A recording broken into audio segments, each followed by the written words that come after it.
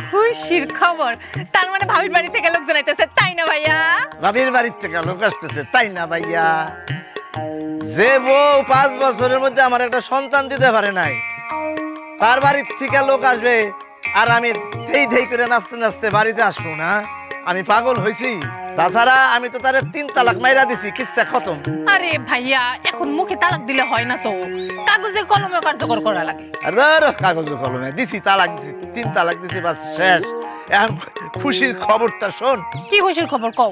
আমার দোস্তের ছোট ভাই, তার ছোট ভাই যে মালয়েশিয়া থাকে না, যার সাথে তোর বিয়া দিতে চাইতেছি, সে আগামী মাসে মালয়েশিয়া থেকে আসতেছে। দোস্ত একটু আগে আমার ফোন দিয়ে জানাইছে। এ কি বিয়ার কথা শুনে তুই গটি বাটি সব ফালাই দিলি? শোন, বিয়ার প্রস্তুতি নে। আমি এখন বাজারে যাবো, বাজারে গিয়া টাটকা টাটকিনি মাছ কিনে নিয়ে আসবো। গেলাম।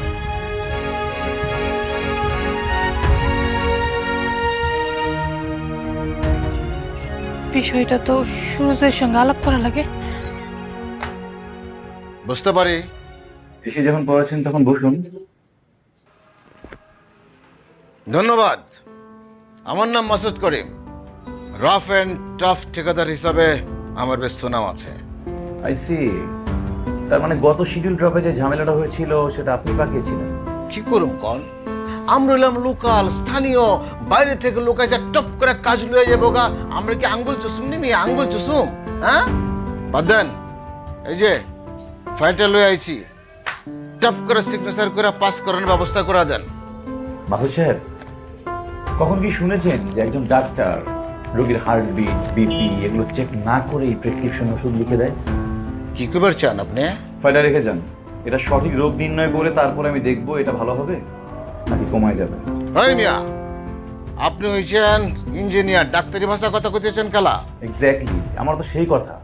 আপনি তো ঠিকাদার, তাহলে আপনি নেতার মতো কথা বলছেন কেন? আপনি যখন এভাবে কথা বলবেন তখন তো আমাদেরকে এভাবেই কথা বলতে হবে। তাহলে এই কথা না?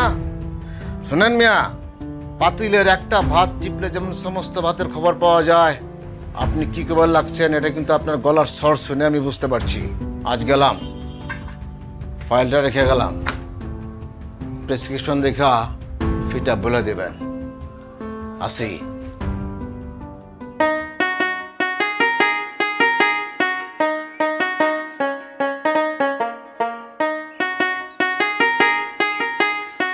এই যে জনাব, এদিকে আসুন। তোমার মুখটা দেখা দেখে সমস্ত ক্লান্তি দূর হয়ে গেল কাজল। আমারে দেখা তোমার দেহের ক্লান্তি দূর হইলেও আমার মনের ক্লান্তি কিন্তু দূর হইতেছে না। দিন দিন বাইরে যেতেছে সুরজ মিয়া। সেটা কিন্তু তোমার মুখ দেখে আমি বুঝবার পারতেছি। আচ্ছা এবার বলো কি হয়েছে?